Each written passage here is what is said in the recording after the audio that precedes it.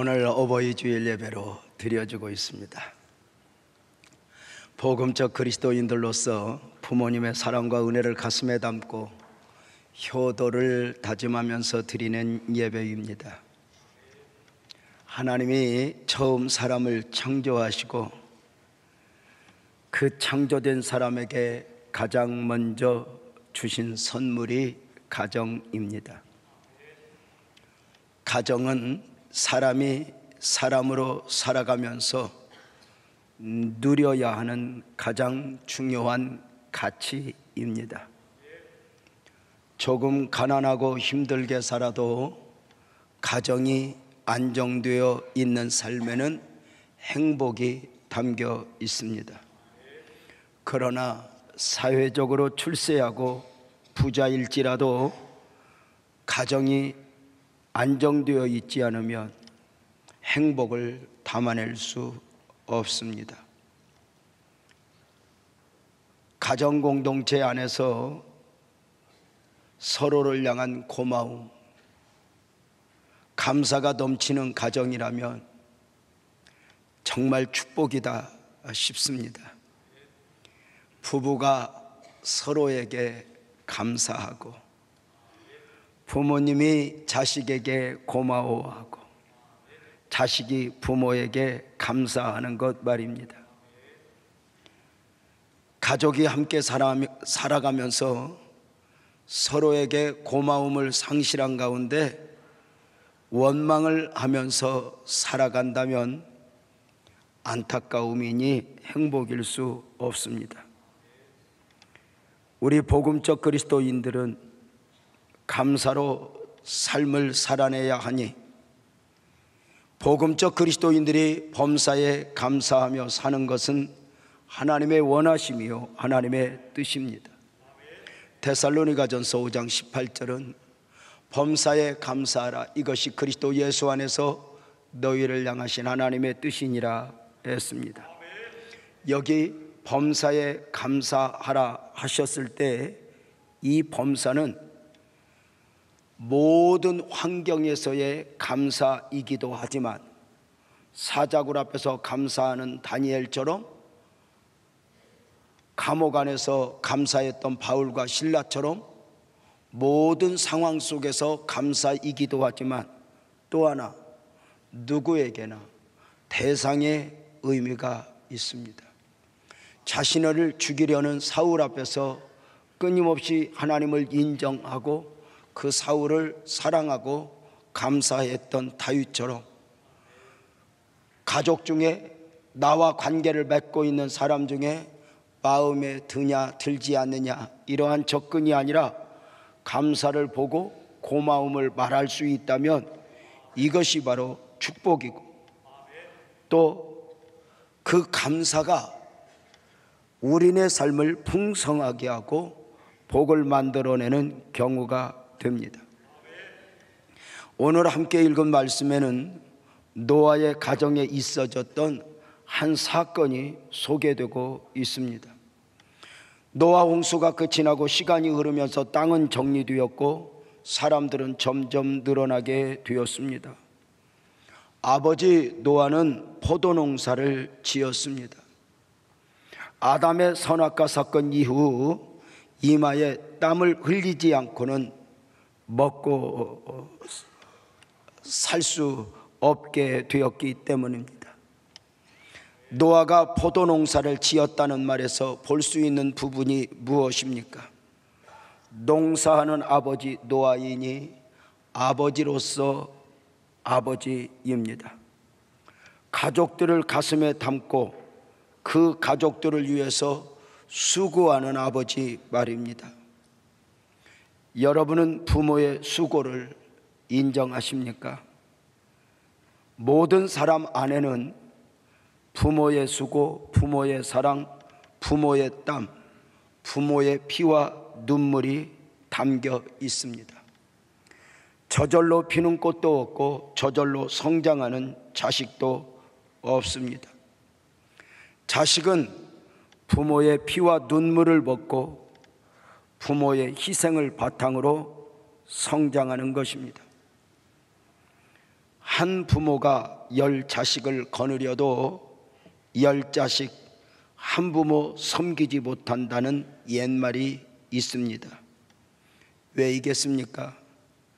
부모는 자식을 사랑으로 키우기에 10자식이라도 최선을 다해 감당하는 것입니다.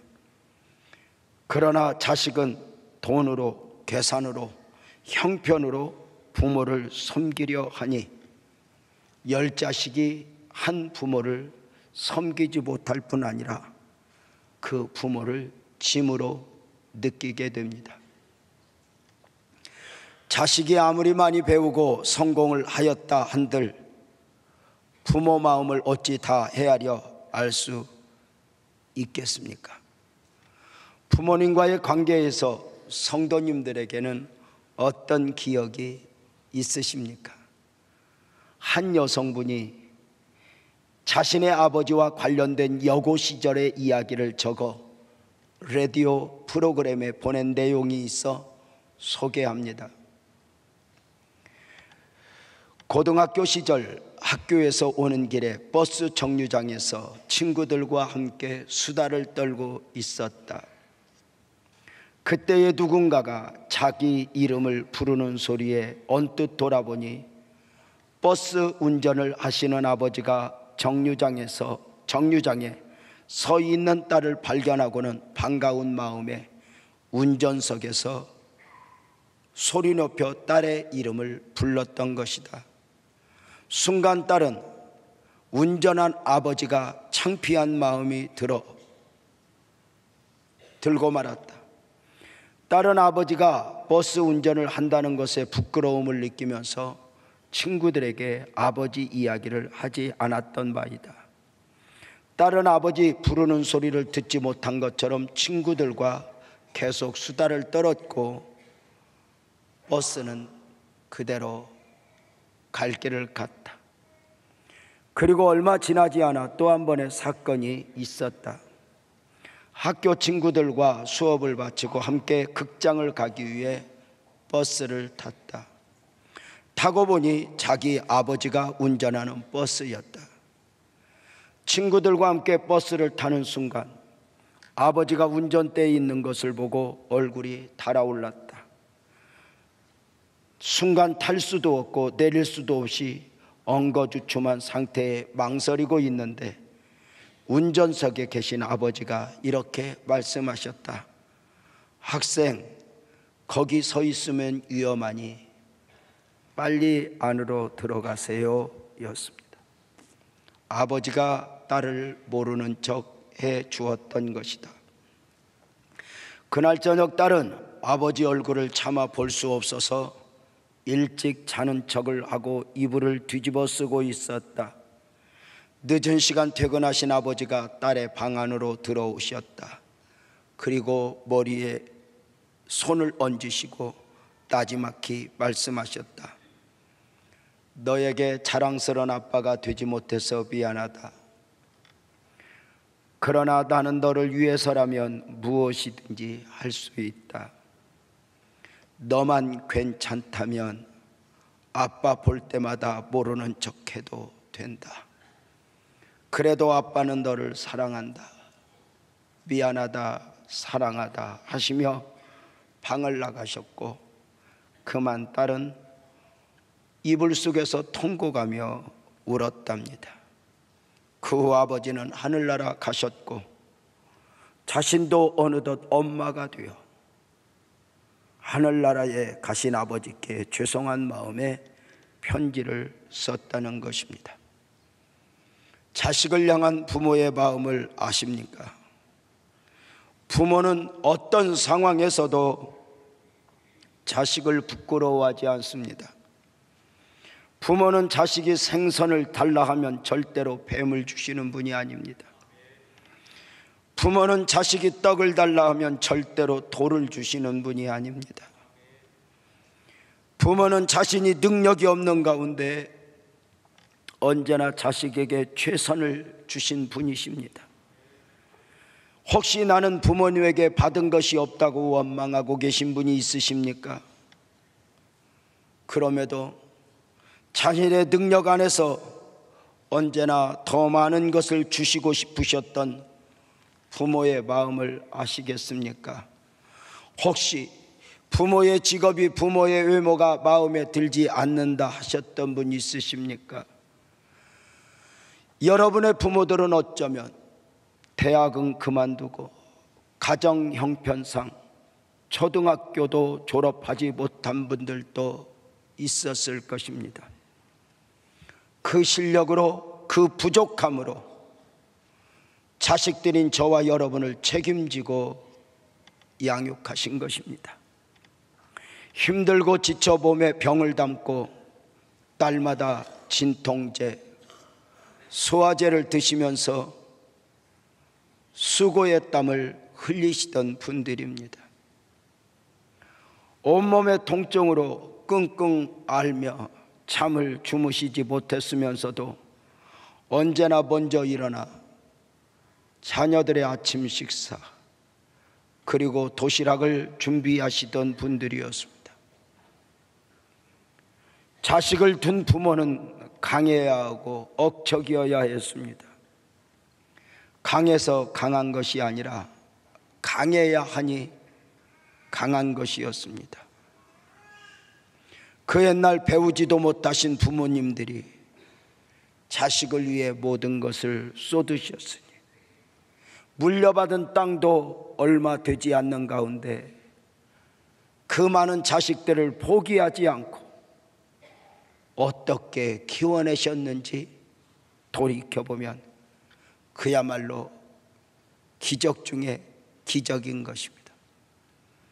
자식은 부모를 버려도 부모는 자식을 버릴 수가 없습니다. 혹시 부모에게 감사보다는 원망을 담고 살아가는 분들 있으십니까? 정말 죄송한 이야기지만 부모에게 받은 것이 없다고 원망하며 살아가는 분들은 어느덧 자신도 모르게 자기 자식에게 아무것도 줄 것이 없는 모습으로 살아가게 되는 경우가 된다는 사실을 아십니까? 부모를 원망하고 살아가는 사람들은 절대로 자신 스스로도 행복일 수 없고 그리고 또 자신의 삶에서 성공을 만들어낼 수도 없습니다. 여러분은 여러분의 아버지보다 지금 더 나은 아버지이고 있으십니까? 여러분은 지금 여러분의 어머니보다 더 나은 어머니이고 있으십니까? 지금 여러분의 부모님들은 어디에 어떤 모습으로 계십니까? 부모가 가진 마음, 아버지의 마음은 어떤 마음일까? 여러분은 그 부모의 사랑을 잘 알고 계셨습니까? 이 시간에 늘 어버이 주일에 그러했던 것처럼 자리에서 일어나서 이 시간 어머니의 마음 노래 한번 하고 말씀 계속 듣도록 하겠습니다.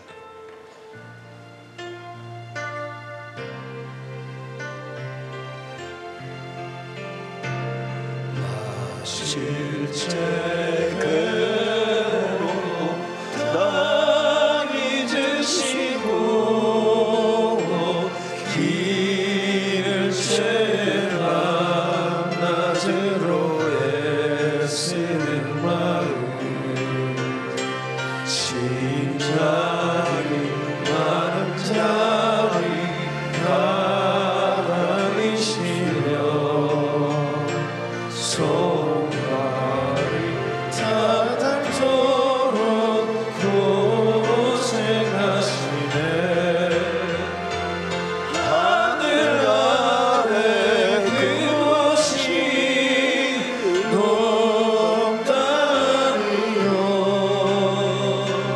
어머니 외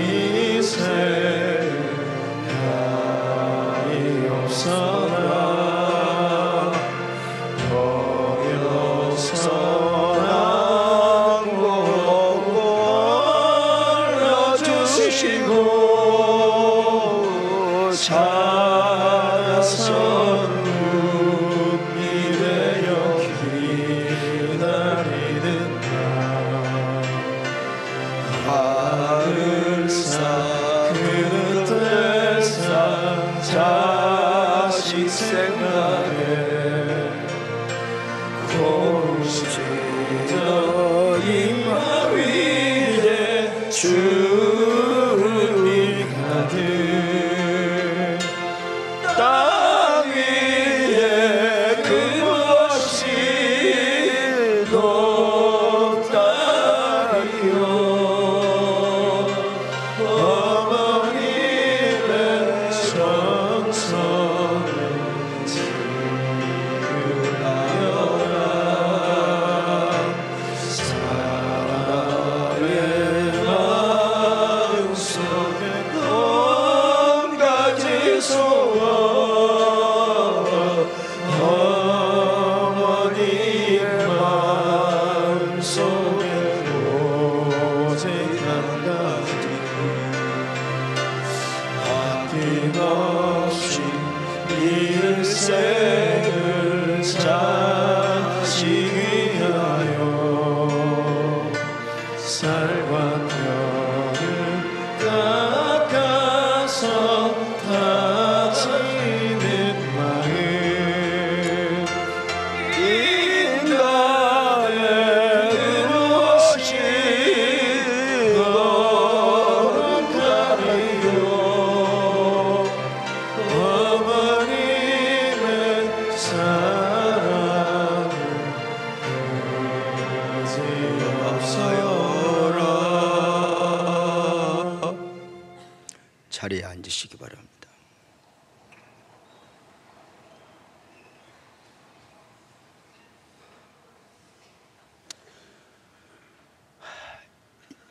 연약함 가운데 아버지로서 아내를 포기하지 않고 자식을 위해 모든 것을 쏟았던 아버지. 우리는 오늘 본문에서도 한없이 약해진 아버지의 연약함을 보게 됩니다. 어느 정도로 약해지셨습니까? 나이 많아 늙은 아버지 노아가 술에 취해 하체를 드러내고 누워 잠을 자고 있는 것입니다. 그 부모의 모습이 자식에게 근심이요 멸시를 당할 정도로 말입니다. 원래 아버지 노아는 어떤 사람이었습니까? 당대의 의인으로 불리울 만큼 최고의 은혜로 살아가던 아버지였습니다. 말세의 경건의 삶을 살아냈을 뿐 아니라 예언자로 전도자로 살았던 아버지입니다. 온 세상이 죄악이 관영한 가운데 아버지 노아는 하나님의 기대였습니다. 홍수 심판이 예고된 가운데 방주의 사명을 잘 감당하여 구원의 은혜를 입었던 아버지입니다. 사람들의 멸시 가운데서도 흔들리지 않고 120년에 걸쳐 방주의 사명을 완수한 노아는 최고의 신앙인이었습니다. 아버지서 노아는 최고의 사명자였고 최고의 예언자였습니다. 그 대단했던 아버지, 그렇게 경건했던 아버지가 나이 많아 늙어 약해질 대로 약해져 있는 초라한 노인의 모습으로 보여지고 있는 것입니다. 아버지로서 노아는 완벽한 사람이 아니었습니다. 노아만이 아니라 우리들의 아버지, 우리들의 부모님들도 마찬가지입니다. 부모님들은 언제까지라도 자식에게 기둥이 되어줄 만큼 완전하지 않습니다. 부모님들은 자식들이 언제나 불평해도 받아줄 만큼 완전하지 않습니다. 자식들이 언제까지라도 속을 썩여도 괜찮을 만큼 부모는 언제까지라도 강한 분들이 아니었습니다. 자식이 성장하는 만큼 부모는 늙는 것입니다. 그래 어느 날부터인가 그 부모가 자식 눈에 실수하여 가볍게 보이기도 하고 그 말에 있어 행동에 있어 시대에 뒤떨어진 부모의 모습으로 보여지기도 합니다. 사람은 완벽해서 어른이 되고 완벽해서 아버지가 되고 어머니가 되는 것이 아닙니다. 가끔 인터넷 댓글들을 보노라면 능력도 없으면서 자식을 왜 낳았느냐 비방하는 사람들이 있지만 자식을 감당할 능력이 있어서 아버지가 되고 어머니가 되는 것이 아닙니다. 자식의 눈에 약해 보이는 부모의 모습, 이것이 진짜 부모의 모습입니다. 부모가 강해 보이고 대단해 보이는 것은 부모가 대단하고 강해서가 아니라 자식이 어린 눈으로 보기 때문입니다. 부모는 언제까지나 강하지 않습니다. 부모의 약함은 때로 문제들 앞에서 주저앉아 버리고 싶기도 하고 힘들게 하는 자식들 앞에서 그만 손을 놓아버리고 싶기도 합니다. 부모도 때로 지쳐 잠도 더 자고 싶고 이제 일 그만하고 쉬고 싶기도 합니다. 왜 아버지가 소리를 지르고 때로 자식들에게 폭력을 휘두릅니까? 부족하기 때문입니다. 부족함이 많은 아버지일수록 큰 소리를 지르고 폭력을 쓰곤 하는 것입니다. 그러하다 보니 의외로 자식들에게는 부모로 인한 상처들이 많이 있습니다. 그 부모로 인한 상처에서 자유하지 못하고 있는 사람들이 의외로 많이 있지만 우리는 인정해야 됩니다.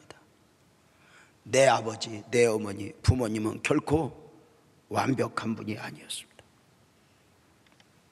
그 부족한 가운데 자식을, 가족을 감당해야 했고 말입니다.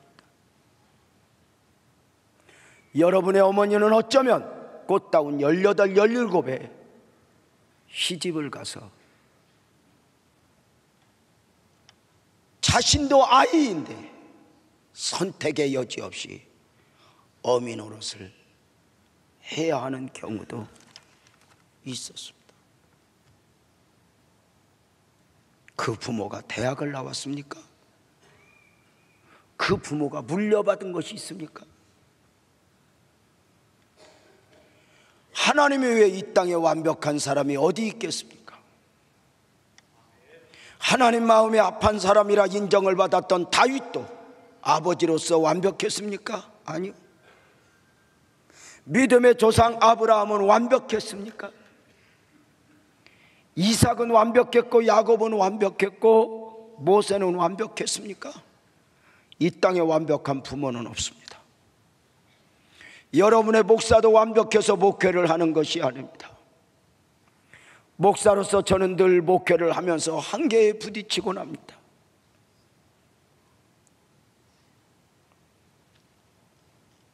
그만 쉴까?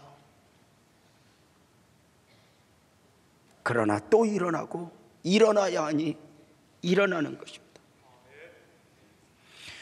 아버지가 대단해 보이는 것은 아버지가 대단해서가 아니라 자식이 어린 눈으로 보기 때문이라 말씀을 드렸습니다. 마찬가지로 아버지에게 어머니에게 허물이 보이는 것은 아버지 어머니가 문제가 있어서가 아니라 이제 그 허물을 볼 만큼 자식이 성장했다는 것입니다. 자식에게 부모가 절대 필요였던 것처럼 어느 순간 성장한 자식의 눈에 부모의 허물이 보인다면 비로소 그 부모에게 자식이 이제 필요로 여겨질 때입니다.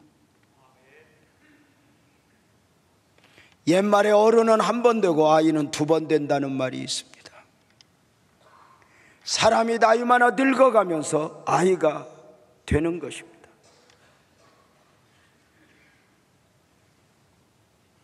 인간이 원래 그렇게 부족합니다.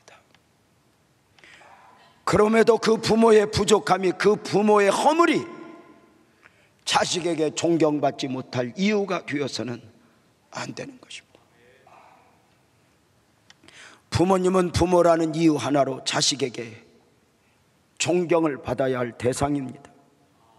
특별히 신앙인으로서 부모를 존경하는 것은 믿음의 기본입니다. 부모님에 대하여 아직도 그 부모가 나에게 물려준 것이 없다, 있다, 잘해줬다, 못해줬다가 기준이라면 우리는 어쩌면 믿음 생활 잘 못하고 있는 것입니다.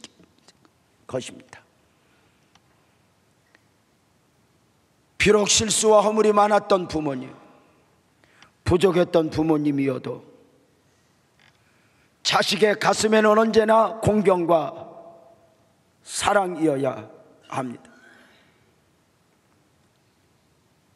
왜입니까? 가정에서 부모의 권위를 인정하고 공경하는 것은 세상을 복된 삶으로 살아가게 하는 기본 원리입니다.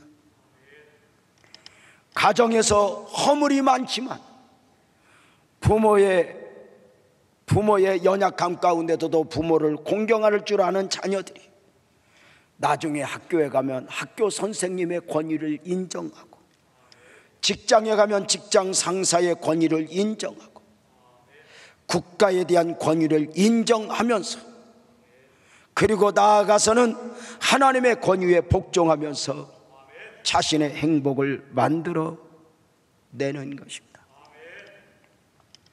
자신을 낳아주신 부모의 권위를 인정하지 않는 가운데 부모의 허물을 이야기하고 부모를 향한 원망을 담고 있는 사람은 의외로 사회에 나가서 조직 생활에 적응하지 못하거나 리더로서 성장을 하지 못합니다. 죄송하지만 교회 안에서도 질서에 아랑곳하지 않고 독불장군처럼 나대는 경우는 똑똑해 보이는 것 같아도 그렇지 않습니다. 지극히 작은 소자 하나에게 행한 것이 주님에게 행한 것이라 했다면 가정에서 부모님에 대한 태도야말로 더 중요한 것 아니겠습니까? 사람이 사람으로 태어나면서 제일 먼저 형성하는 관계가 부모와 자녀입니다. 부모를 원망하면서 성장하는 사람은 절대로 행복이 없습니다. 저는 젊은이들에게 이야기합니다. 부모가 너를 날마다 때렸을지라도 그 부모에 대한 미움을 담고 살아간다면 너는 절대로 부모 이상 행복을 만들어낼 수 없다. 그 부모를 불쌍히 여기는 마음을 가지라. 그 부모를 품어내는 마음을 가지라. 가정에서부터 그 부모를 품는 연습을 하는 가운데 너는 행복을 만들어내는 것이라고 말입니다. 사랑하는 성도님들, 약해질 대로 약해진 부모의 모습에서 혹시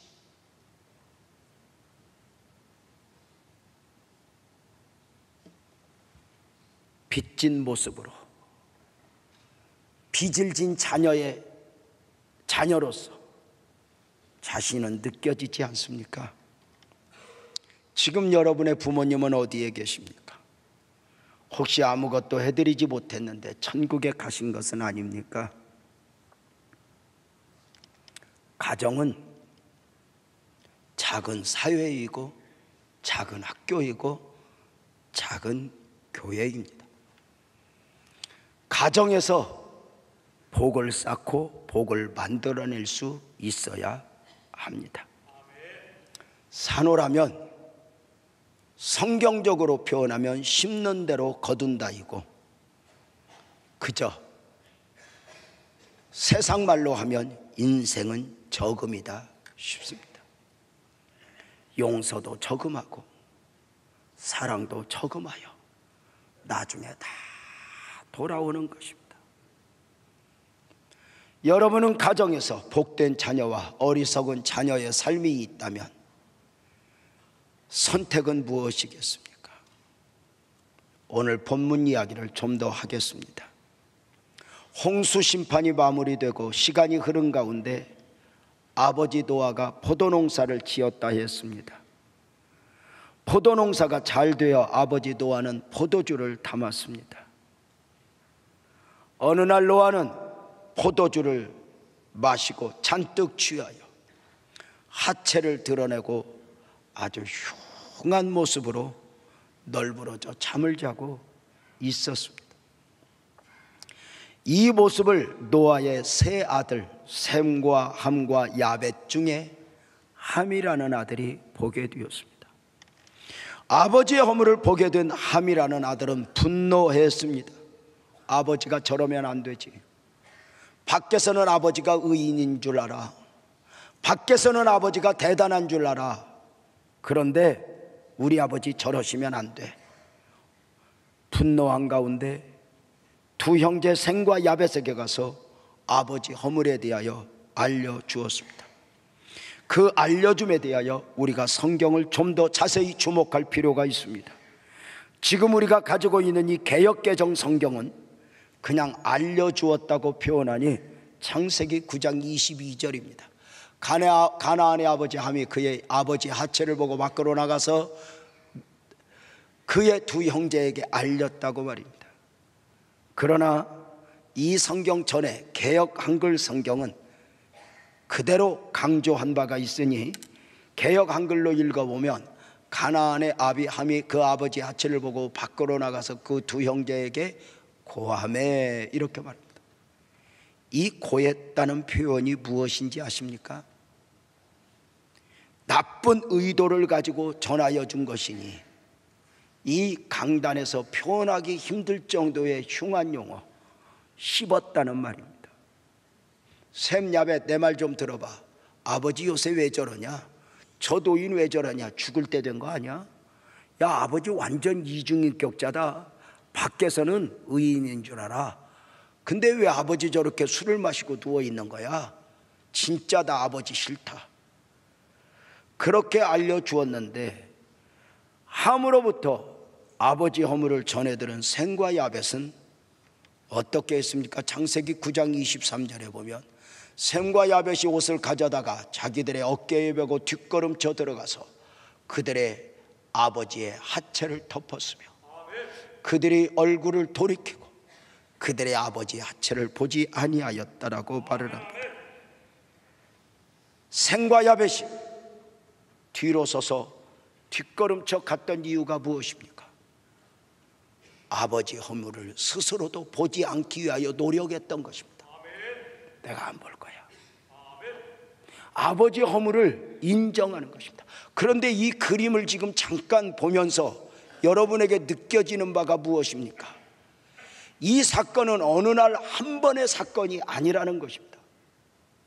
아버지의 허물이 보일 때마다 늘 함은 아버지의 허물에 대하여 분노했고 셈과 야벳은 아버지의 허물을 늘상 보지 않고 말하지 않고 덮어주었다는 것입니다. 놀라운 것은 이들의 삶의 태도가 자신들의 미래를 결정했으니 아버지의 허물에 대하여 거듭 씹었던 함에게는 저주가 임했고 아버지 허물을 덮어주었던 셈과 야벳에게는 축복이 임했는데 더 놀라운 것은 이 축복과 저주가 셈과 함과 야벳 당사자만의 문제가 아니라 저들 후손에게까지 대대로 이어지는 축복이요 저주고 저주의 삶을 살아내게 되었다는 것입니다. 사랑하는 여러분, 그 대단했던 노아도 나이 많아 늙으니 자식의 눈에 허물이 보일 정도로 약해져 있습니다. 사랑하는 여러분, 부모의 모습이 혹시 약해질 대로 약해진 모습으로 보여집니까? 여러분의 생각에 그렇게 우습게 보이는 부모여도 그 부모가 우리를 있게 한 것 아닙니까? 부모는 언제나 슈퍼맨이나 원더우먼이 아닙니다.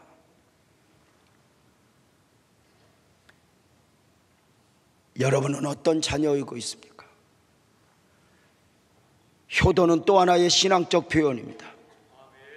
오늘 자식된 도리를 다하고 살기를 원하는 사람이라면 오늘 생과 야벳에게서 삶의 지혜를 배우셔야 합니다.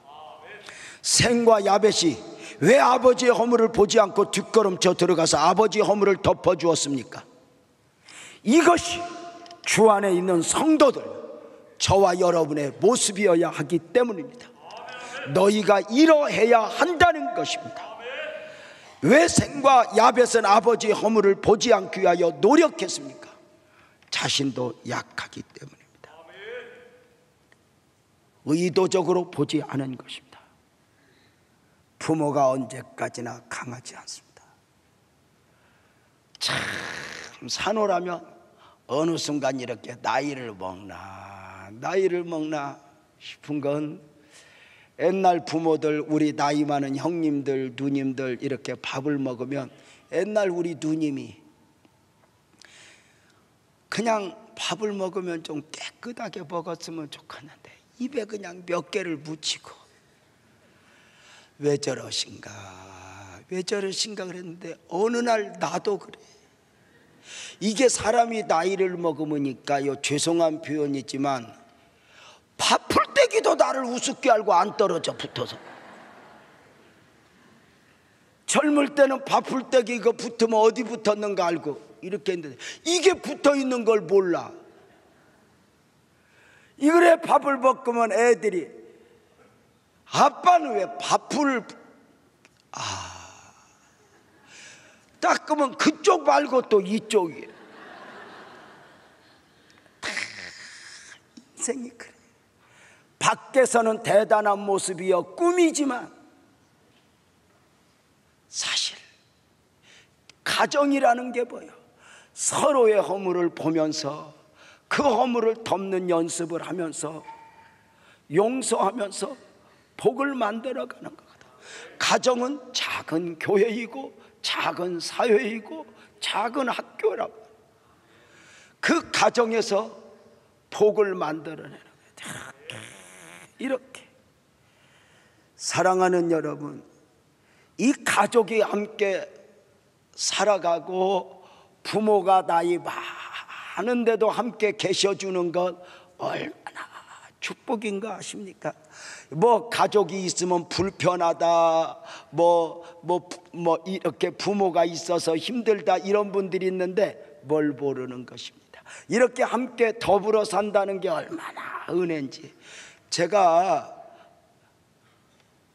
얼마 전에 우리 장로님 한 분에게 전해들은 이야기예요. 요즘에는 일본에 새로운 직업이 하나 생겼는데 일본 사람들이 이렇게 각자 따로 살아가면서 깊은 잠을 자고 싶은데 깊은 잠을 못 잔대요. 그래서 요즘에 신종 알바 직업 중에 하나가 뭐냐면 그렇게 잠을 자지 못하고 있는 사람들을 찾아가서 뒤에서 이렇게 젊은이들이, 그러니까 성적인 개념이 아니고 젊은이들이 뒤에서 따뜻하게 이렇게 안아주면 그 따뜻함에 취해서 이렇게 깊이 이렇게 잠들기까지 안아주는데 일당이 15만 원이래.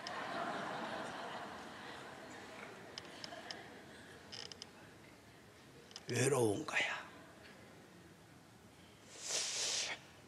왜 그런가?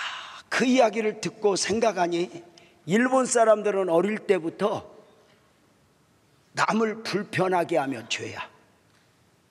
가족이어도 형제여도 부모여도 남을 불편하게 하고 남에게 패끼치는 건 죄야.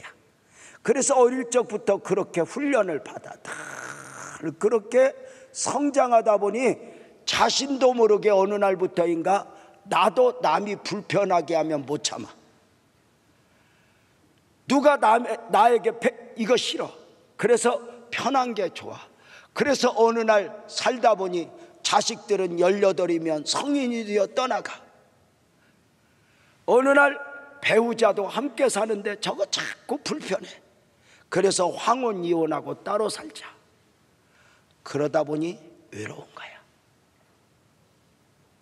사람이 강아지하고 함께 사는 것하고 사람이 사람과 함께 사는 거 뭐가 귀한 줄 아세요?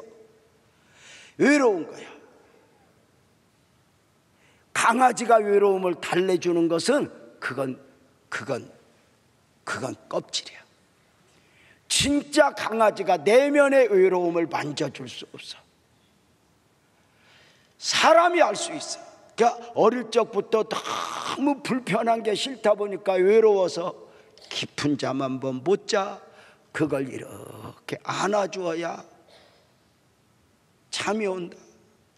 이야, 이거 생각하니 우리나라도 곧 이 현상이 나타날 것 같아 싶은 생각이 들어. 사람이 여러분 어릴 적부터 이렇게 함께 살아가는 거 이거 참 불편해도 그거 좋은 겁니다. 부부가 서로 사랑하며 산다는 것 자체가 불편한 거 아니야? 여러분 그것도 서로 안 하고 편하게 살려면 나중에 따로 살고. 나는 아내를 앞으로도 많이 불편하게 할 계획이에요. 사람이 서로 자식이 부모를 불편하게 하고 부모가 자식을 불편하고 짐이 되는 것 같아도 이게 돌이켜보면 다 은혜야. 함께 살아가. 부모님이 계셔주는 거 이거 참 축복이죠. 사랑하는 여러분, 부모와 더불어 살면서 성경은 이 부모를 공경하라 명령하죠. 에베소서 6장 1절 2절에 보면 자녀들아 주 안에서 너희 부모에게 순종하라 이것이 옳으니라. 순종했으면 좋겠다가 아니야. 순종해라. 내 아버지와 어머니를 공경하라. 공경했으면 좋겠다가 아니야. 마땅하다는 거야. 약속 있는 첫 계명이라는 거야. 사랑하는 여러분, 부모를 공경하면서 자신의 삶을 만들어가고 부모를 건강하면서 내 삶의 적음을 하나하나 하는 거죠. 저는 목회를 하면서 제가 받은 축복 중에 하나는 행복한 가정을 제가 보면서 배우는 거예요. 앞으로 교회가 참 중요해요. 왜냐하면 점점 갈수록 핵가족 시대가 돼요. 부모 없이 뭐도 요즘에 그래서 주택도 이렇게 큰 집이 아니라 소형 아주 미니 혼자 사는 사람 주택이 뭐 날개도치 한데 여러분 앞으로 외로워요. 그 누가 이제 조금만 있어봐 누가 안아달라고 기다릴 거예요. 여러분 이게요, 저는 이 교회에서 참 저는 부모 없이 성장했어요. 저는 가정을 모르고 성장했어요.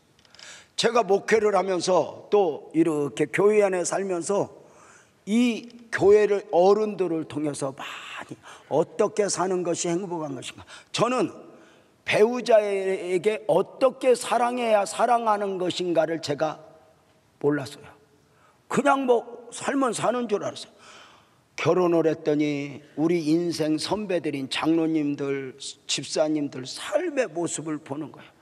제가 안산에 와서 개척을 하면서 이렇게 한 가정 한 가정 보니까 우리 신윤석 장로님이 세상에 가정의 아내를 얼마나 사랑하는지 그때 저 도일에서 연탄불 갈고 살았는데 17년인가를 연탄불 갈고 살면서 아내에게 당신은 연탄불 갈지 마. 꺼져도 도와도. 여자는 연탄불 냄새 맡으면 안 돼. 꺼져도 도와도 내가 가를게. 그래가지고 17년을 아내 연탄불 한번 몰갈게 하고 그 연탄불을 갈았다는 거야. 아, 저게 사랑하는 거구나. 그런 걸 배우는 거야. 우리 유재룡 장로님 새벽 예배 나오면은 아내보다 10분 먼저 일어나서 물 끓여서 물주머니에 이렇게 담아 가지고 와서 새벽 예배 나온 아내 배에다 다 올려주고 이게 사는 거구나. 이걸 불편한 것을 불편하다고 생각하지 않고 함께 더불어 이렇게 살아가는 것이 행복이구나. 더 좋은 사람을 만나서 행복한 것이 아니라 더 좋은 사람이 되어주는 거지. 더 좋은 부모이기를 원하는 것 이상으로 더 좋은 자녀이고 있는가? 이것이 행복 아닌가? 교회에서 이런 어른들이 많이 이렇게 함께 살아가는 것이 얼마나 복이고 얼마나 감사이고, 그래 우리 교회 어른들 이렇게 계셔주는 모습이 얼마나 좋은지, 모쪼록 바라기는 하여튼 할 수 있거든. 우리 교회 어르신들 주님 오시는 그날까지 죽지 말고 오래오래 우리 곁에서 목사 위에서 기도해 주시고 격려해 주시면 좋겠다 싶은데, 저도 살아보니 인생이 60 넘어 70 넘어 80 넘긴다는 게 그게 쉬운 게 아니야. 아무나 사는 것 같아도 그게 쉬운 거 아니야. 특별히 우리 교회에 90이 넘은 분들이 예배 드리러 오시는 분들이 있어요. 2부 예배도 90이 넘은 분이 일어나 보세요 했더니 2분이 계시더라고. 3부 예배도 아마 계시는 줄로 알고 있는데, 혹시 90이 넘게 이렇게 넘으신 분들, 예배하러 오신 분 있으면 한번 자리에서 일어나시면 좋겠는데, 혹시 모시고 왔나? 부모님들 어때요? 한번 보셔요. 90이 넘은 분들 어디 계셔요? 저 3층에 한 분 계시고, 또 저기 어머니 계시고, 90이 넘은 분 또 주변에 물어봐요. 90 넘었냐고. 모르면 넘은 거야. 아, 어머니 오셨고. 자, 이 90이 넘은 어르신들 사시느라고 애썼다고 선물 드리도록 하겠습니다. 90이 넘은 분들 지금 선물 드리세요. 90이 넘은 분들 계셔 주셔서 고맙습니다. 고맙습니다. 이렇게 아이고 장로님들 갖다 주시고, 저 위에도 갖다 드렸어요. 잘하셨어요. 자, 90이 넘은 분만 주냐? 국가적으로 노인으로 인정해줘서 교통카드를 주는 62세 된 노인들에게도 선물을 주고 싶은데, 우리 권사 중찬단 나와서 찬양하는 가운데 65세 이상 된 노인들, 노인 아닙니다. 젊은 노인, 아까 90보다 좀 아래 것들, 이렇게 죄송한데 이 어르신들에게 선물 드리고 싶은데, 65세 넘은 분들 한번 자리에서 일어나 보세요. 건강하시라고, 놀랄 때 드시라고 우왕정심만 준비해서 65세 이상 된 분들 다 일어나요. 옆에 일어나게 도와줘야 돼요. 권사 중창팀 찬양하는 가운데 드릴 건데요, 저 65세 넘어야 돼요. 정신연령으로는 안 됩니다. 자, 65세 이상 된 노인들, 우리 예쁜 권사님들 찬양하는 가운데 선물 드리도록 하겠습니다.